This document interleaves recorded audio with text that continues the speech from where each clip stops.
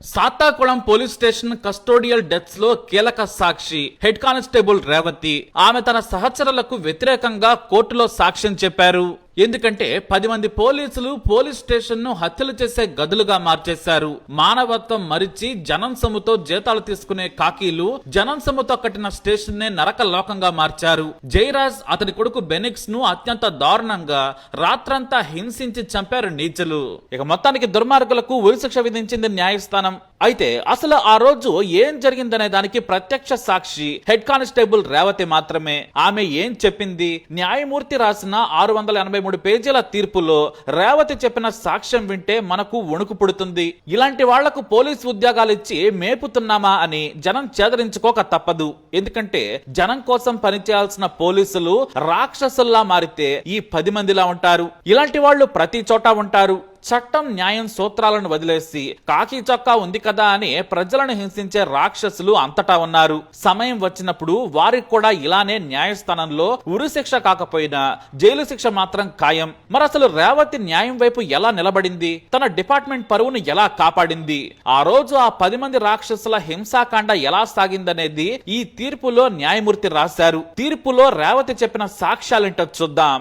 జయరాజ్ అతని కొడుకు బెనిక్స్ ను అప్పటికే పోలీసులు విపరీతంగా కొట్టారు. ఇద్దరిని ఎస్ఐ గణేష్ స్టేషన్ లో నిలబెట్టాడు. రేపు కోర్టుకు తీసుకెళ్తున్న న్యాయమూర్తికి మీరేం చెబుతారా అని గట్టిగా అడిగాడు. ఆ రోజు జూన్ 19, 2020 రాత్రి 11:30 దాటింది. ఇద్దరు కామ్ గా ఉన్నారు. మళ్లీ బెదిరింపు వాయిస్తో ఎస్ఐ గణేష్ గట్టిగా అడిగాడు, ఏంట్రా మాట్లాడరేంటన్నాడు.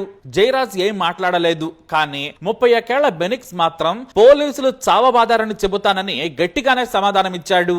అవునా, నిన్ను పోలీసులు కొట్టారా? మా మీద చెబుతావారా? అసలు కొట్టడం అంటే, టార్చర్ అంటే ఎలా ఉంటుందో చూపిస్తానన్నాడు గణేష్. అంతే, నరరూప రాక్షసుడిగా మారాడు. ఇద్దరిని గోడకు చేతులు పెట్టి అటు తిరిగి నిలబడమని ఆదేశించాడు. ఓ లావుపాటి కర్రతో వీపు పిరుతుల మీద విచక్షణ రహితంగా కొట్టాడు. అలా కొడుతూనే మళ్ళీ ఎలా మాట్లాడుతావా అంటూ ఇద్దరిని ఒకరి తర్వాత ఒకరిని కొడుతూనే ఉన్నాడు. మళ్ళీ కాసేపైన తర్వాత మరో ఇద్దరు పోలీసులతో కలిసి ఒకరిని నిలబెట్టి మరొకరిని చూడమని మార్చి మార్చి తండ్రి కొడుకులను చావబాదారు. తన కొడుకును కొట్టద్దని జయరాజ్ కాళ్ల మీద పడ్డా కూడా కనికరించారు. నువ్వు చూడాల్సిందేనంటూ బెదిరించాడు. అక్కడున్న వారంతా కలిసి విపరీతంగా కొట్టిన తర్వాత బెనెక్స్ శరీరం నుంచి రక్తం కారణం మొదలైంది. వెంటనే ఫ్లోర్ మీద బెనెక్స్ కుప్పకూలిపోయాడు. మళ్లీ లేపారు. రక్తం కారుతున్నా సరే బెనెక్స్ ని కొడుతూనే ఉన్నారు. అరే, ఈ రక్తం ఎవడ క్లీన్ చేస్తాడు? నీ బ్లడ్ నువ్వే క్లీన్ చేయమని ఆదేశించాడు. కనీసం నడవలేకపోతున్నాడు బెనెక్స్. అయినా సరే తన బనియంతో రక్తాన్ని తుడిచాడు. ఆ తర్వాత దాన్ని నీరసంగా బాత్రూమ్ పక్కన విసిరేశాడు. ఆ తర్వాత అక్కడే ఉన్న కానిస్టేబుల్ ఇతర ఎస్ఐలను వాళ్ళేమైనా తిన్నారా అని అడిగాడు. తినలేదని చెప్పారు. అంటే పోలీసులు తెచ్చిన ఆహారం వాళ్లకు నచ్చలేదా, లేదంటే గర్వంగా ఫీల్ అవుతున్నారా అంటూ మళ్లీ లాకప్ రూమ్ లోకి వెళ్లి చావబాదారు. అప్పుడు రేవతి బయట హాల్లో కూర్చొని ఉంది. వారి అరుపులను ప్రాధేయపట్టాన్ని ఆమె విన్నారు. కానీ ఏమీ చెప్పలేకపోయారు. ఎందుకంటే సిఐ నుంచి ఎస్ఐల వరకు అందరూ ఒకరి తర్వాత ఒకరు ఇద్దరి మీద రాక్షసుల్లా కొడుతుంటే ఆమె ఏమీ చేయలేకపోయారు. చివరకు తాము తింటామని బ్రతిమలాటంతో కొట్టడం ఆపేశారు. అయితే ఆ రాత్రి సమయంలో కూడా రేవతి హెడ్ కానిస్టేబుల్ గా డ్యూటీలో ఉన్నారు. ఆ సాయంత్రం 6 నుంచి రాత్రి 8 గంటల సమయంలో తన పిల్లలకు ఆహారం తినిపించడానికి వెళ్లారామె. మళ్లీ వచ్చేశారు. అప్పటికే ఇంట్రాగేషన్ పేరు గణేష్ దారుణంగా కొడుతూనే ఉన్నాడు. స్టేషన్ లోని ఎడమ వైపు ఉన్న గదిలో టేబుల్ మీద బెనిక్స్ ని పడుకోబెట్టారు. తల కిందికి ఉంచారు. హెడ్ కానిస్టేబుల్ సామిదొరై ఓ చేతిని బలంగా లాగి పట్టుకున్నాడు. మరో కానిస్టేబుల్ వేలుముత్తు కూడా మరో చేతిని లాగి పట్టుకుంటే ఎస్ఐ బాలకృష్ణన్ విపరీతంగా పిరుదుల మీద, అరికాళ్లు, అలాగే కాళ్ల మీద కూడా కొడుతూనే ఉన్నారు. ఆ సమయంలోనే రేవతి ఎస్ఐకి సెల్యూట్ చేయడానికి వచ్చింది. తాను వచ్చానని చెప్పడానికి. వెంటనే బాలకృష్ణన్ కొట్టడం ఆపేసి బయటకు వచ్చాడు. వాడేం చేశాడో తెలుసా? మన పోలీసులను తోసేశాడు. టేబుల్ మీద ఉన్న వాటిని పొగరతో తోసేశాడు. అందుకే కొడుతున్నాం. నీ వాటా నీకుంది, నువ్వు కూడా ఓ రౌండ్ కొట్టమని రేవతికి చెప్పాడు. కానీ నేను కొట్టను సార్ అంటూ ఆమె భయంతో బయటకు వచ్చేసింది. అప్పటికే రక్తం వచ్చేలా తండ్రి కొడుకులను చావబాదారు. పోలీసులు కొంతమంది ఇంటికి వెళ్లిపోయారు. లోపల ఎవ్వరూ లేరు. అప్పుడే రేవతి లోనికి వెళ్ళింది. లాకప్ లో మూలుగుతూ ఉన్న బెనిక్స్ జయరాజ్ ను ఏమైందని అడిగింది. మా నాన్నను ఎందుకు కొట్టారని నిలదీశాను. అందుకే ఇద్దరిని కలిపి కొడుతున్నారని మూలుగుతూ చెప్పారు. ఇద్దరు నొప్పితో విలవలలాడిపోతున్నారు. అయితే అసలు వీళ్ళని పోలీసులు ఎందుకు కొడుతున్నారు, ఎందుకంతలా మృగాల్లా మారారో కూడా రేవతి చెప్పుకొచ్చారు. అసలు ఏం జరిగిందంటే కోవిడ్ లాక్డౌన్ సమయంలో ఎస్ఏ బాలకృష్ణ కానిస్టేబుల్ తో కలిసి రౌండ్స్ కెళ్లారు. అక్కడ ఉన్న వారిని బెదిరించారు. బయట గుంపులుగా నిలబడితే తోలు తీస్తాను, ఏమనుకుంటున్నారు అంటూ హెచ్చరించారు ఆయన. అయితే వ్యాపారం చేసుకుంటున్న తాము ఎలా బ్రతకాలని అక్కడే ఉన్న జయరాజ్ అన్నారు. నా సంగతి నీకు తెలియదు రోయ్, తోలు తీస్తే తట్టుకోలేరంటూ మరోసారి హెచ్చరించారు ఆయన. మాకు కూడా తెలుస్తారన్నాడు. అంతే, బాలకృష్ణ ఈగో హట్ అయిపోయింది. మా తోలు తీస్తావా అంటూ జయరాజ్ ను తీసుకెళ్లి చావబాదాడు. మా నాన్నను ఎందుకెలా చావబాదారని స్టేషన్ కెళ్లి నిలదీసినందుకు కొడుకును కూడా కొట్టారు. అక్కడి నుంచి మొదలుపెట్టి కొడుతూనే ఉన్నారు.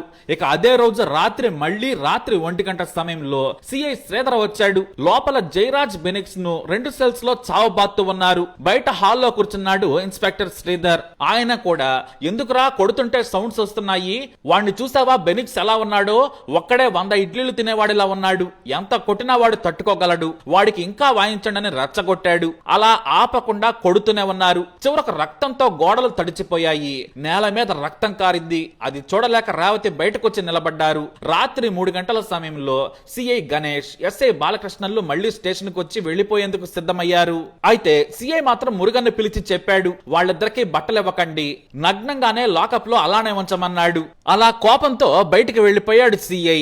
అందరూ వెళ్లిపోయాక రేవతి, సాముదరాయ్ మాత్రమే నైట్ డ్యూటీలో ఉన్నారు. తండ్రి కొడుకులిద్దరూ గోడకు నీరసంగా వాలి ఉన్నారు.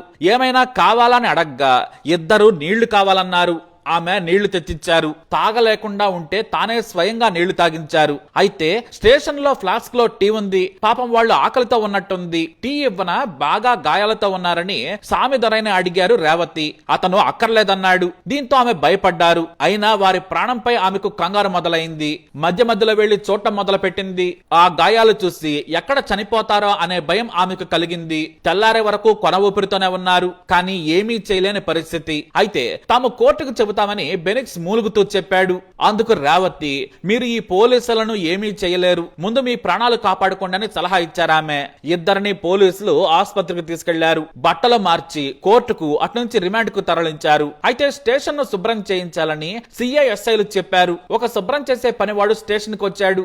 అతను మోగ వ్యక్తి, మాట్లాడలేడు. హార్పిక్, లైజాల్ తీసుకొని వచ్చాడు. కానీ లాకప్ రూమ్ లో రక్తం వాసన గుప్పమంటోంది. ముక్కు మూసుకుంటేనే మొత్తం క్లీన్ చేశాడు. అయితే మరునాడే తండ్రి కొడుకులు చనిపోయారన్న వార్త రేవతిని నిద్రపోనివ్వలేదు. ఆ తర్వాత సిబిఐ విచారణ మొదలైన తర్వాత ఆమె సాక్ష్యం చెప్పారు. 47వ సాక్షిగా తన కొలీగ్స్ చేసిన ఘోర హత్యలను ఆమె పోసగుచ్చినట్లు సిబిఐకి వివరించారు. మీరు పోలీసులను ఏమీ చేయలేరని ఆమె జయరాజ్ బెనిక్స్ కి చెప్పారు. నిజంగానే వాళ్ళు ఏమీ చేయలేకపోయారు. కానీ వారికి జరిగిన అన్యాయాన్ని తాను సరిచేయాలనుకున్నారు. ఆమె ధైర్యం, నిజం వైపు నిలబడి తండ్రి కొడుకులను గెలిపించారు. 10 మంది రాక్షసుల్లో ఒకడు కరోనాతో చనిపోగా మిగిలిన 9 మందికి కోర్టు ఉరిశిక్ష విధించింది.